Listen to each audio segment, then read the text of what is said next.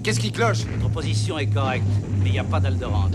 Où est-ce qu'elle peut être alors? C'est justement ce que j'essaie de te dire, petit gars. Elle est partie en poussière. Quoi? Comment? Le top 5 des destructions de planètes.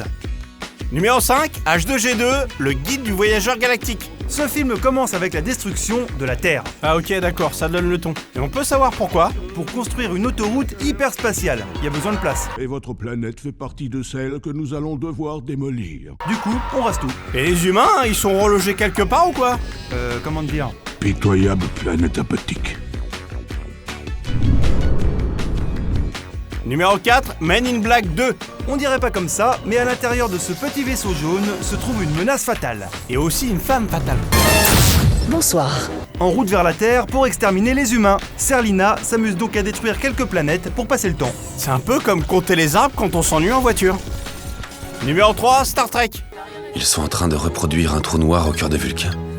Pour se débarrasser en un clin d'œil de la planète Vulcain, Nero décide d'utiliser... Un trou noir. Ah ouais, le bourrin par excellence quoi. Il détruit pas le mec, il aspire. Ça revient à tirer la chasse d'eau finalement. En une seconde, y a plus rien.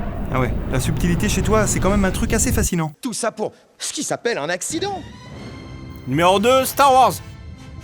La seule planète capable d'en détruire une autre d'un coup de laser, c'est l'étoile noire. Dans une galaxie dominée par l'Empire, si un peuple n'a pas été sage, Vador se réserve le droit de sévir. Sauf que les Alliés décident de lui rendre la monnaie de sa pièce. En détruisant l'étoile noire elle-même. C'est elle qui a commencé.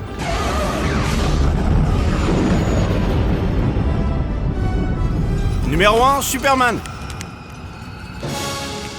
C'est en fuyant à bord d'une capsule spatiale que Kal-El survit à la destruction de sa planète natale. Comme Son Goku dans Dragon Ball. Et donc juste après, on assiste à l'anéantissement de Krypton. D'abord dans le film de Richard Donner sorti en 1974,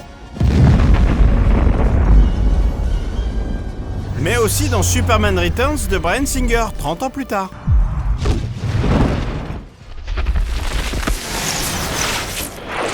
et encore 7 ans après dans Man of Steel. Il se lasse pas de la faire exploser, c'est fou hein.